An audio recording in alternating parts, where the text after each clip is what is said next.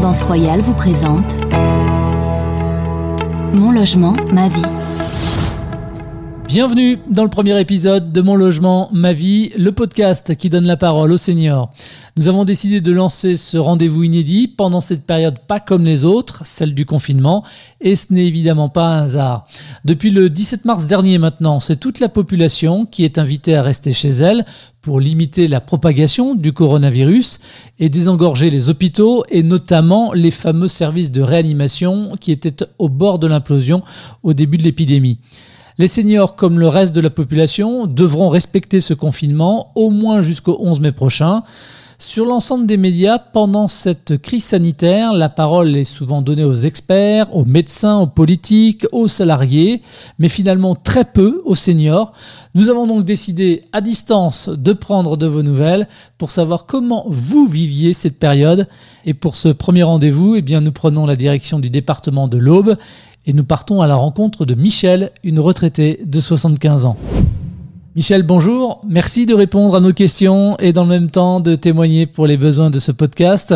Michel, vous êtes où précisément dans l'Aube ? Nous sommes à côté de Nogent-sur-Seine, un petit village qui s'appelle Le Mériot. Et nous sommes entre Provins et Remilly-sur-Seine. D'accord. Avant, nous étions dans l'Essonne et nous voulions à l'époque un petit chalet et nous y venions les week-ends quand il faisait beau et tout ça. Et une fois à la retraite, lorsque mon mari a acheté son étang, on s'est cherché une maison de plein pied ici dans ce village. Et donc, on est venu s'y installer définitivement. Alors Michel, comme je le rappelais en préambule, comme le reste de la population d'ailleurs, vous êtes confiné depuis le 17 mars. Je voulais savoir comment ça se passait au juste pour vous et votre mari.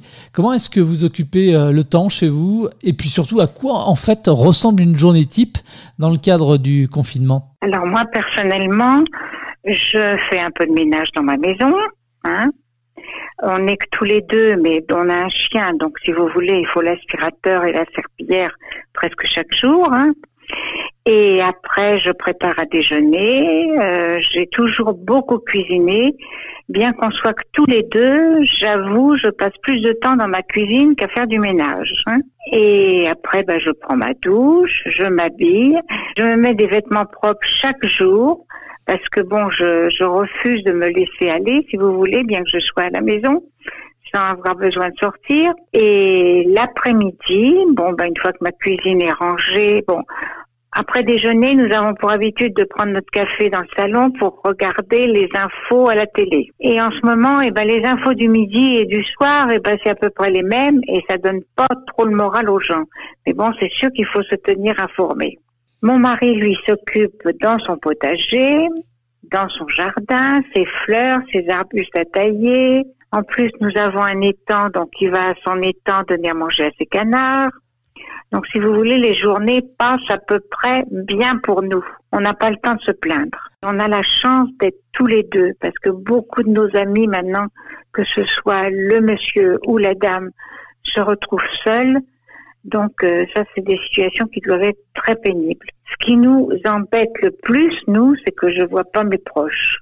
Concernant vos proches, comment est-ce que vous faites finalement pour échanger avec eux quand même? Alors, nous avons 2 filles. Tous les jours, elles nous appellent.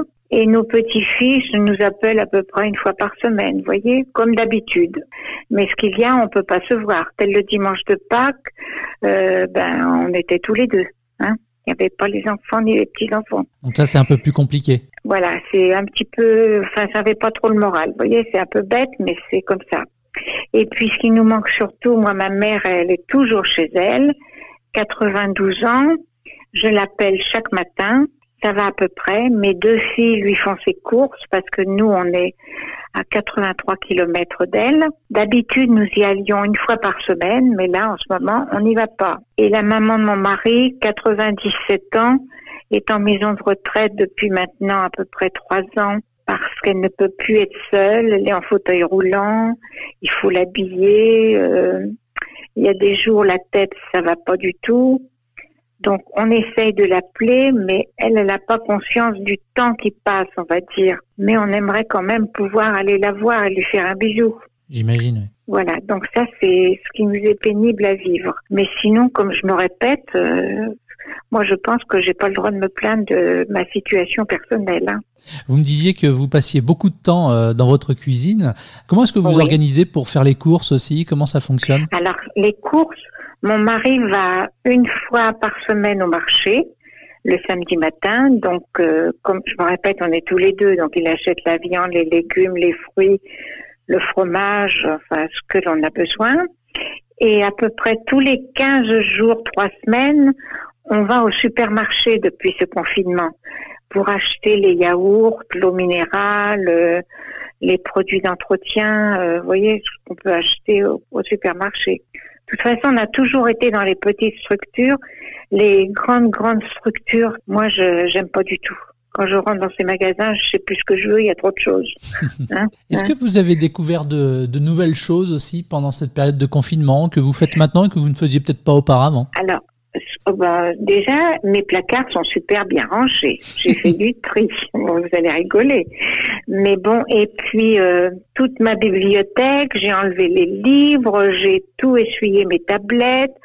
J'ai trié mes livres, je les ai essuyés avec une lingette, j'ai tout rangé. Ça m'a pris 3 après-midi. Hein. Et j'ai aussi fait la même chose avec tous nos CD, nos disques et tout. Si vous voulez, partout, tout est rangé. Et comme il faut. Je dis pas que c'était fouillis chez moi, mais c'est des choses que je faisais pas. Pourquoi c'est une bonne chose que vous soyez plutôt chez vous que dans un établissement? Alors vous êtes, vous, particulièrement indépendante avec votre mari, mais pourquoi c'est encore plus important d'être indépendante, notamment pendant cette période? Ah, bon, déjà, les gens en maison de retraite, ils sont, enfin, on va pas dire isolés, parce que le personnel, on peut tous lui tirer notre chapeau, hein, mais c'est pas pareil que quand on est chez soi. Oui, chez vous, vous faites ce que vous voulez, quand vous voulez et comme vous voulez. Quand on veut. Enfin, personnellement, mes filles me reprochent que j'ai trop de bibelots, machin et tout. Mais je vais vous avouer que chaque bibelot presque représente quelque chose, un souvenir. Donc, je peux pas m'en séparer. Quand je décide de ranger, de faire que ce soit un peu plus clair, on va dire, mes meubles, eh ben, je fais que de déplacer les choses, mais je m'en sépare pas. Une petite question taquine comme ça. La promiscuité permanente avec le conjoint, c'est pas trop compliqué à gérer pendant cette période de confinement? Non, pas du tout. Parce que, enfin, je dis pas qu'on se heurte jamais, hein, je mentirais, hein. Mais c'est toujours pour des bêtises. Et on est complices. Vous savez, on se connaît depuis qu'on est gamin. Hein. Moi, j'avais 8 ans, lui, il avait 10 ans. On est complices de tellement de choses. Je vais vous dire, moi, mon mari, pour moi, c'est mon copain, mon amant, mon mari, mon ami, mon confident. Enfin, tout ce qu'on veut, tout ça, c'est dans la même personne. Et quand il y a quelque chose qui nous déplaît, à l'un comme à l'autre, eh ben, on se le dit. Donc, chacun promet de faire un petit effort et tout, en général, se passe très bien. Michel, est-ce que vous pensez à la suite, à l'après-confinement? Est-ce que vous avez des craintes? Oui, parce que déjà, je trouve que les gens sortent un peu plus. Enfin, je le vois pas dans notre village parce que c'est un petit village, mais avec ce que je vois à la télé, ils nous montrent les gens avec des enfants dehors, que les gosses entre voisins, ils jouent ensemble et tout. Est-ce que c'est bien? Je ne sais pas.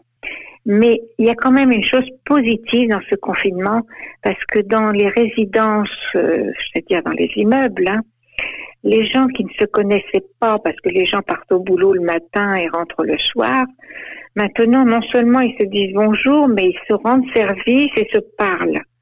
Donc ça, je pense que ça va changer les choses pour après.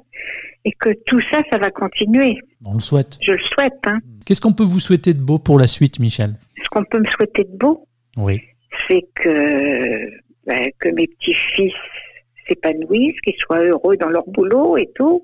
C'est ça que je souhaite. Moi, j'ai besoin de rien. Hein. Merci beaucoup, Michel, de nous avoir accordé un peu de temps, d'avoir témoigné pour nous dire, nous décrire surtout un peu votre vie à l'occasion de cette période de confinement, pas comme les autres. Oui, je vous ai dit comme je pense les choses. Hein. Merci pour tout. Merci de nous avoir écoutés, c'est la fin de ce premier épisode. Si vous souhaitez réagir, vous pouvez le faire par le biais de nos réseaux sociaux. Vous pouvez retrouver l'ensemble des épisodes de ce podcast sur le site internet independanceroyale.com, mais aussi sur toutes les plateformes de diffusion de podcasts. En attendant le prochain épisode, restez chez vous et prenez bien soin de vous. À très vite. Mon logement ma vie vous a été présenté par Indépendance Royale, le numéro 1 du maintien à domicile des seniors.